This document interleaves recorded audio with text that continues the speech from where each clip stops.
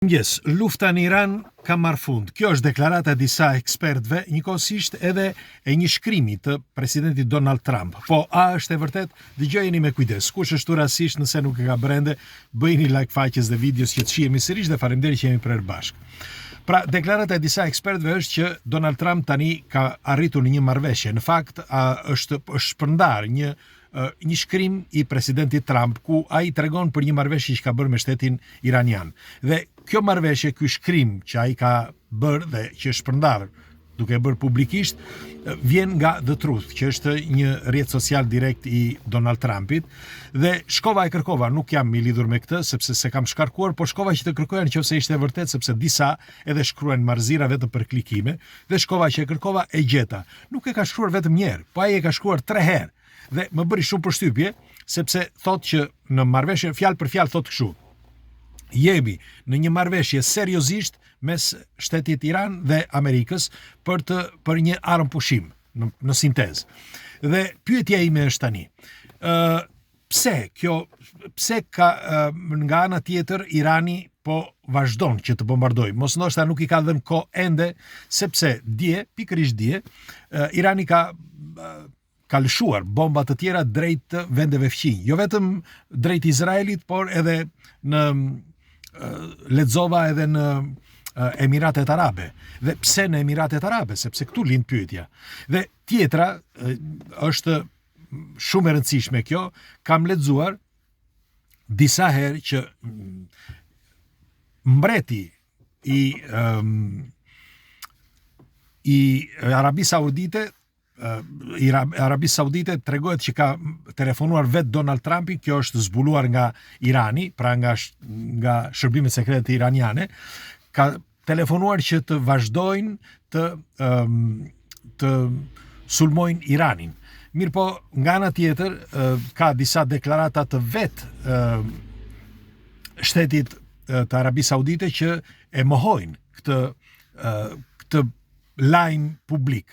Dhe doja më ka bërë shumë përshtypje kjo. E them këtë sepse ne e dim shumë mirë që vendet arabe janë shumë të lidhura mes njëra tjetrës dhe Irani me Emiratet Arabe kanë qenë gjithmonë në paqe. Dhe pse tani? Pse kjo ngërdheshje? Pse kjo përplasje? Tjetra që është akoma më e rëndësishme. Lexova parapardje, që në Amerika ka dërguar tani, sepse deri tani, të themi të vërtetën, Amerika nuk ka luftuar ashtu siç duhet me Iranin. Dhe siç e ka thënë edhe Donald Trump, unë nuk dua që të krijoj një genocid, por do të dëshiroja që ata të bëjnë një armë pushim dhe mos të merren me armë bërthamore, sepse ky është thelbi për ta. Nga ana tjetër ka disa që shkruajnë që jo, po Donald Trump thotë ne e bëjmë këtë në fundit për naftën. Lexova disa artikuj që unë nuk e gjeta një shkrim të tillë të Donald Trump ose një deklaratë të tillë. Si mund të thotë Donald Trump që e bëj këtë vetëm për naftën? Nuk mund të jetë kështu, sepse nuk e gjeta. Ndoshta e ka thënë diku që unë nuk e gjeta, po unë nuk e gjeta. As në një shkrim, ndoshta vendet e zhvilluara ose këto vendet që janë aleate nuk e thonë. Këtë nuk e di, ose nuk e shpreh, nuk e tregojnë publikisht se ku e ka thënë. Megjithatë, nuk dua të ndalem këtu, por dua të ndalem tek ajo që po them që pse Irani tani është vënë kundër Emirateve Arabe. Për çfarë arsye?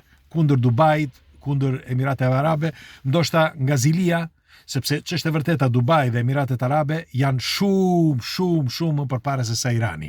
Dhe ndoshta është ky fakti, ose ndoshta se me shërbimet sekrete, me këto lojrat që bëhen që shiko fajin e ka ai mbreti i Emirateve Arabe që ka thënë që ka folur me Donald Trump, ndoshta kjo është arsyeja, nuk e di. Megjithatë, ajo që më bën akoma që të dyshoj në këtë armë pushim është fakti që në vetëm dje, pardje lexova, kanë zbarkuar, sepse pash një video që ishin në një flot të në një anije, doja thoshja, amerikane luftarake, që po futeshin disa ushtar. Dhe kujtova se ishte bërë me AI, në fakt shkova dhe kërkova, e gjeta dhe është e vërtet.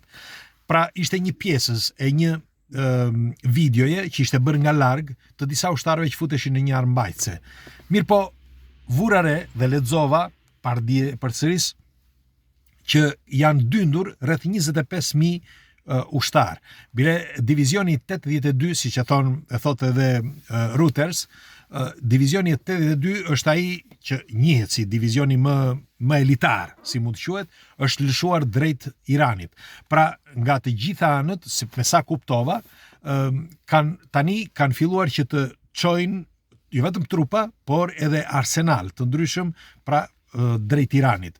Dhe në qoftë se është e vërtet kjo, atëherë mundet që me të vërtet Irani di që po i lëshohet e gjithë bota, njëkohësisht jo vetëm Amerika, por edhe aleatët e Amerikës, përveç Izraelit, dhe ndoshta është kjo arsyeja që po mendon seriozisht për një armë pushim.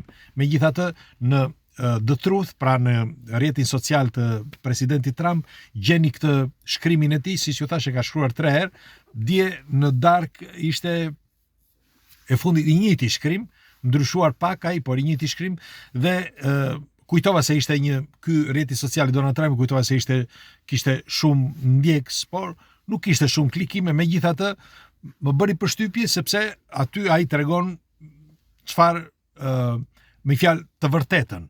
Nuk është diçka e sajuar nga masa, ose nga rrjetet sociale, ose nga gazetarët. Pra është aty, është faqja e tij. Këtë doja të thosha. Sepse qoftë në Facebook, qoftë në YouTube, nuk e pash një shkrim të tillë dhe kjo më bëri shumë përshtypje. Tani mundet që të arrin në një konkluzion dhe këta të shërbimeve sekrete që flasin, siç thonë edhe disa gazeta që janë, si për shembull ABC, fliste për një që ka disa ekspert të luftës që thonë që përplasja në Iran po ulet. Në fakt, në qoftë se keni vënë re, edhe ditët e fundit, edhe vetë Putin u shpreh që lufta në Iran është një përplasje që po bëhet në Iran është një përplasje e kotë, sepse nuk do të zgjidhë gjë, dhe është mirë që të arrihet në një konkluzion për një stabilizim të zonës, jo vetëm atje, por edhe që mos të destabilizoj zonat e tjera.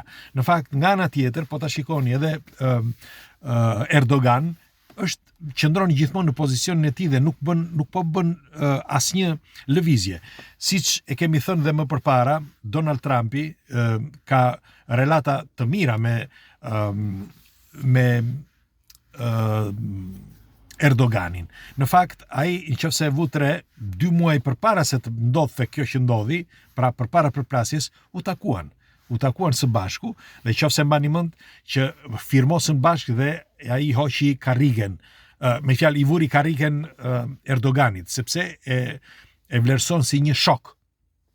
Dhe ndoshta ata kanë rënë dakord, dhe nga ana tjetër, edhe pse Turqia ka qenë dhe vazhdon që të jetë aleate jo vetëm me Iranin, por me të gjitha vendet arabe, sepse normal janë të një fisi, unë them që kanë rënë dakord dhe Erdogani nuk ka mënyrë që të zgjedhë, si ta zgjedhje. Çfarë do të bëj Erdogani në këtë rast? Sepse nëse do të bëj një lëvizje të vogël Erdogani, ata e sinjalizuan me atë dronin, nëse e mbani mend, sepse unë nuk mendoj që ishte një dron i Iranit që mbriti deri në Turqi. Megjithatë, unë do dëshiroj një koment tuaj, çfarë mendimi keni për këtë situatë ku gjendemi, dhe a do të përfundoj lufta apo jo? Dhe nëse do të përfundoj, pse thuhet tani që se po na marrin telefon? Dhe nëse do të përfundoj lufta, pse thuhet tani që që po përgatiten në një lockdown tjetër? Për çfarë arsye? Çfarë po luhet në mes, sipas jush? Pres komentet tuaja, kalofsh një ditë të mbar, tani punë të mbar se duhet ikim në punë. Hajde, ju përqafoj shihemi pastaj.